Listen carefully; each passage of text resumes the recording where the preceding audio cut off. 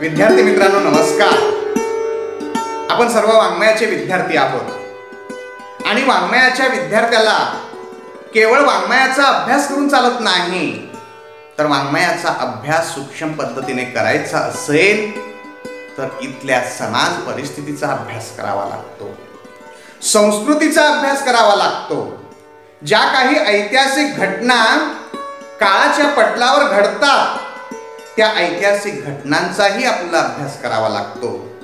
असं म्हटलं जातं, एखाद्या देशातलं साहित्य समजून घ्यायचं असेल तर त्या देशातली संस्कृती समजून घ्यावी लागते, आणि त्या देशातली संस्कृती समजून घ्यायची असेल तर त्या देशातलं साहित्य समजून घ्यावं लागतं. इतका निकटचा संबंध साहित्य आणि संस्कृती यांचा असतो.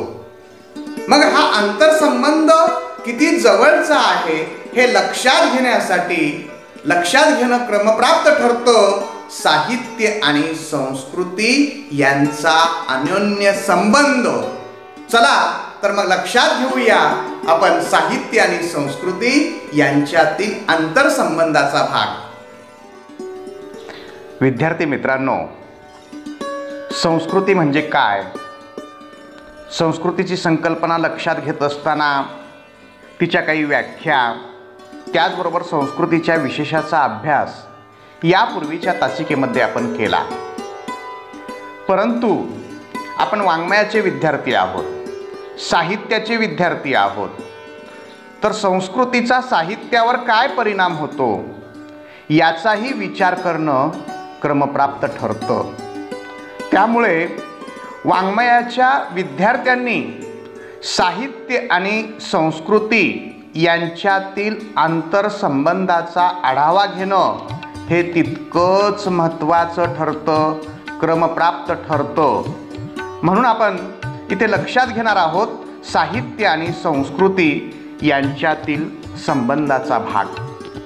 काही ठळक मुद्दे असे आहेत की ते साहित्य आणि संस्कृती यांच्यातील आंतरसंबंध अधोरेखित करतात. कारण साहित्य आणि संस्कृती हे एकमेकाचे संवर्धक आहेत. साहित्य आणि संस्कृती यांच्यातील संबंधाचा विचार केला तर आपणास तो अत्यंत निकटचा असलेला दिसून येतो. कारण साहित्यिक हा समाजातील एक घटक आहे आणि साहित्यामध्ये तो समाज जीवन अभिव्यक्त करत असतो. हा समाजच संस्कृती निर्माण करतो. त्यामुळे साहित्यिकाने निर्माण केलेले साहित्य संस्कृती निरपेक्ष कधीच असू शकत नाही. संस्कृतीचे जे विशिष्टत्व आहे त्याचे दर्शन आपणास साहित्यामध्ये स्पष्टपणाने झालेले दिसते. त्यामुळे साहित्य आणि संस्कृती हे एकमेकाचे संवर्धक आहेत असंच आपल्याला म्हणता येतं. ते एकमेकाला परस्पर पूरक आहेत. पण याशिवाय अन्य बऱ्याच गोष्टी साहित्यामध्ये आढळतात ज्या संस्कृतीमध्ये आहेत. मित्रांनो, संस्कृती जरी वरवर एक वाटत असली तरीही संस्कृतीमध्ये उपसंस्कृती असते. अर्थातच संस्कृतीत भिन्नताही असते. ती भिन्नता समूहानुसार असते, काळानुसार असते.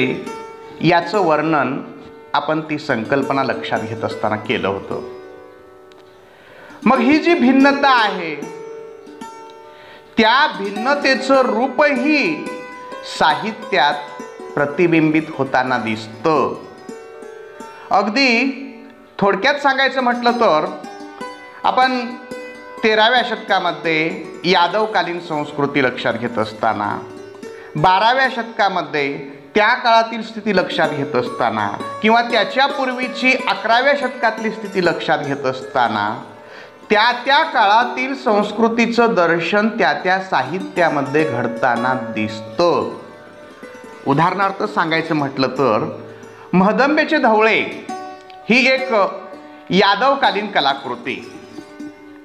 महदंबेच्या धवळ्यामध्ये महदंबेने रुक्मिणी आणि श्रीकृष्ण यांच्या विवाहाचं दर्शन घडवलेलं असलं तरी, त्या विवाह सोहळ्याचं वर्णन केलेलं असलं तरी, त्या कलाकृतीमध्ये अगदी थोडक्यात सांगायचं म्हटलं तर तिथे त्या यादवकालीन समाज व्यवस्थेतील आचार विचार, रूढी परंपरा, तिथली नीतिमूल्य, इतकंच काय तर मानपान, पोशाख, आहार, खाद्यपदार्थ यांचा उल्लेख महदंबेच्या धवळ्यामध्ये आलेला पाहायला मिळतो. याच काळातील आणखी एक महत्त्वाची कलाकृती आहे, ते म्हणजे माहीम भट्टांनी लिहिलेला पहिला गद्य ग्रंथ, तो म्हणजे लीळाचरित्र. लीळाचरित्रातून सुद्धा यादवकालीन संस्कृतीचे दर्शन घडते. मित्रांनो, आपण काळानुसार काही घटक लक्षात घेतोय.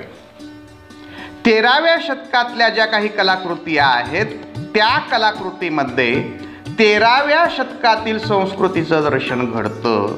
पण आज ज्या काही कलाकृती निर्माण होत आहेत त्या कलाकृतीमध्ये निश्चितच सद्यस्थितीतील संस्कृतीचं दर्शन घडतं. अलीकडच्या काळात आपल्या संस्कृतीवर जागतिकीकरणाचा बराचसा प्रभाव पडलेला दिसतो. त्या प्रभावातून सुद्धा साहित्य निर्माण होताना दिसतं. म्हणजे काळानुसार जी भिन्नता संस्कृतीमध्ये आढळते ती साहित्यात पाहायला मिळते. किंवा संस्कृतीमध्ये जी उपसंस्कृती असते किंवा समाज व्यवस्थेमध्ये जे वेगवेगळे वर्गसमूह आहेत त्या वर्गसमूहाची जी भिन्न संस्कृती असते त्या भिन्न संस्कृतीचं दर्शनही आपल्याला साहित्यात होताना दिसतं. मित्रांनो, संस्कृतीमध्ये सर्वच काही गोष्टी इष्ट असतात असं नाही. इष्टाबरोबर अनिष्ट गोष्टी सुद्धा संस्कृतीमध्ये असतात. इष्टाचं दर्शन संस्कृतीमध्ये होतंच, साहित्यामध्येही होतं. परंतु जे संस्कृतीमध्ये इष्ट आहे त्या इष्टाशिवाय जे अनिष्ट आहे त्या अनिष्टाचं दर्शनही साहित्यामध्ये होताना पाहायला मिळतं. उदाहरणच द्यायचं म्हटलं तर हरिभाऊ आपटे यांची पण लक्षात कोण घेतो नावाची कादंबरी आहे. या कादंबरीमध्ये केशवपन यासारखी समस्या कशी अनिष्ट आहे, म्हणजे जी आमच्या संस्कृतीमध्ये प्रचलित होती. पतीच्या निधनानंतर स्त्रीला केशवपन करावं लागायचं. खरंच ही संस्कृतीमधली गोष्ट इष्ट होती काय तर निश्चितच नाही, ती अनिष्ट होती. मग अशा अनिष्टाचं चित्रण लेखक आपल्या साहित्यकृतीतून करत असतो. म्हणजे जे संस्कृतीमध्ये अनिष्ट आहे त्याचंही वर्णन तो करत असतो. हरिभाऊ आपटे यांच्या पण लक्षात कोण घेतो या कादंबरीचं उदाहरण आपण लक्षात घेतलं. अगदी अलीकडच्या काळातील प्राध्यापक डॉक्टर बापू घोकशे यांची जी नाट्यकलाकृती आपल्या डॉक्टर बाबासाहेब आंबेडकर मराठवाडा विद्यापीठाच्या अभ्यासक्रमात आहे ती म्हणजे यातना उत्सव. या यातना उत्सव नाटकामध्ये त्यांनी आमच्या संस्कृतीमध्ये असलेली वर्णव्यवस्था आमच्या संस्कृतीला कशी मारक आहे, ती कशी अनिष्ट आहे हे पटवून दाखवण्याचा प्रयत्न केला आहे. अतिशय व्यवस्थित पद्धतीने खूप सुंदर शब्दामध्ये त्यांनी या अनिष्टतेचं दर्शन घडवलेलं आहे, कुरूपतेचं दर्शन घडवलेलं आहे. अर्थातच साहित्यिक अशा अनिष्टाचं वर्णन करत असताना ती कुरूपता बाजूला काढून टाकावं अशी त्यांची भूमिका असते. थोडक्यात साहित्य हे संस्कृतीपासून दूर जाऊ शकत नाही. संस्कृतीमध्ये जे योग्य आहे ते तर टिपतं, जे इष्ट आहे ते तर टिपतंच, परंतु अनिष्टाचंही दर्शन साहित्यातून होत असतं. त्यानंतर साहित्य आणि इतर कला या सर्व 64 कलांना दुसरी संस्कृती किंवा दुसरा निसर्ग असे म्हणतात. कारण जे जे संस्कृतीत आहे ते आपल्या कलेमध्ये प्रतिबिंबित झालेलं असतं. म्हणून साहित्य आणि इतर कलांना दुसरी संस्कृती, प्रतिसंस्कृती किंवा दुसरा निसर्ग म्हणून संबोधलं जातं. आणि शेवटचा व तितकाच महत्त्वाचा मुद्दा म्हणजे ऐतिहासिक घटनांचा परिणाम संस्कृती परिवर्तनात पर्यायाने साहित्य रूपातही बदल होताना दिसतो. मित्रांनो, आपण वाङ्मयाचे विद्यार्थी आहोत. वाङ्मयाचे विद्यार्थी असल्यामुळे तिथल्या संस्कृतीचा म्हणजे जी कलाकृती ज्या काळात निर्माण झाली त्या काळातील संस्कृतीचं रूप, समाज व्यवस्थेचं चित्र आपल्याला तर पाहावंच लागतं. परंतु तत्कालीन परिस्थितीमध्ये ज्या काही ऐतिहासिक घटना घडतात त्या ऐतिहासिक घटनांचा परिणाम हा संस्कृतीवरही होतो, समाज व्यवस्थेवरही होतो. संस्कृतीवर होतो म्हणजे साहित्यावरही होतो. उदाहरण सांगायचं म्हटलं तर 1818ला पेशवाईचा अस्त झाला आणि इथे इंग्रजाचा ध्वज फडकला.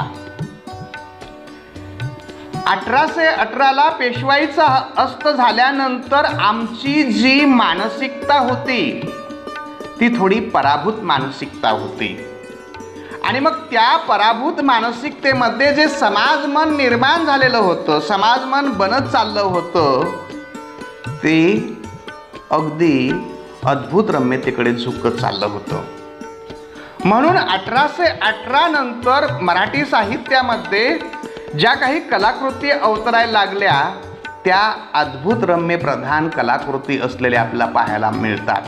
उदाहरणार्थ मुक्तामाला असेल, मोचनगड असेल, मंजू घोषा असेल, अशासारख्या कलाकृती ह्या अद्भुत रम्य वातावरणाकडे झुकलेल्या दिसतात. कारण पराभूत परिस्थितीमधल्या किंवा त्या मानसिकतेमधल्या माणसांना अद्भुताची अभिरुची निर्माण झालेली असते, अद्भुताची गोडी लागलेली असते. म्हणून तशा प्रकारचं साहित्य निर्माण होताना दिसतं.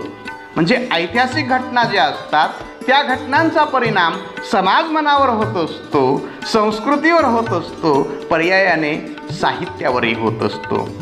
आणखी एक महत्त्वाचा भाग सांगायचं म्हटलं तर इंग्रजांचं आगमन आमच्याकडे झालं आणि मग आमच्या साहित्याच्या रूपातही बदल होताना दिसतो. कारण पेशवाईच्या काळामध्ये किंबहुना त्याच्या पूर्वीच्या अगोदरच्या काळामध्ये आमच्याकडे बहुतांशी जे साहित्य निर्माण झालं ते साहित्य आध्यात्मिकतेकडे झुकलेलं दिसतं. परंतु 1818 नंतर जे आधुनिक साहित्य अवतरायला लागलं त्यामध्ये प्रामुख्याने आध्यात्मिकतेच्या ऐवजी वास्तविकता आलेली दिसते. मित्रांनो, थोडक्यात सांगायचं म्हटलं तर ज्या ऐतिहासिक घटना घडतात त्या ऐतिहासिक घटनांचा परिणाम हा संस्कृतीवर होतो, समाजावर होतो आणि पर्यायाने साहित्यावरही होतो. त्याचाच अर्थ असा की साहित्य रूपात बदल होताना आपल्याला दिसतो. हा व्हिडिओ आपल्याला आवडल्यास लाईक करा, शेअर करा, सबस्क्राईब करा आणि बेल या बटनावर प्रेस करा.